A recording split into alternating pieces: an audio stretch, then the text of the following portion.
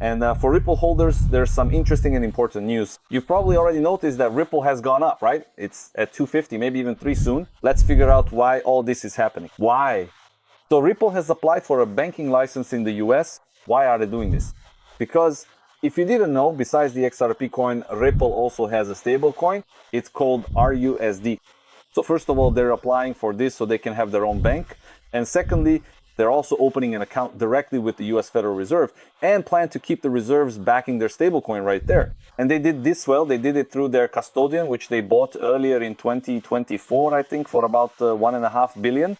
Plus, they also have their own broker, which they also acquired. So basically, they're now engaged in acquisitions, gradually buying up anything that's up for grabs and opening their own bank. And they're opening the bank following the same scenario as Circle is using. We talked about this on Wednesday, yes.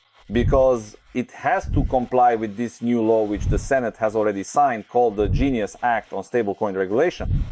And for that, if you want to have your own stablecoins in the US and manage them, you'll most likely need a banking license. Otherwise, you have to depend on some bank, ask them for things, and so on. In general, if you want to figure all this out if you're a beginner and just happen to come across this type, start, and we'll send you a great collection of PDFs where you can learn everything, and you'll also be added to a cool bot with even more bonuses. Even if you're not a newbie at all, still type start or type DZ, type whatever you want, we'll send you the link to the bot, and in the bot you'll find a whole array of useful tools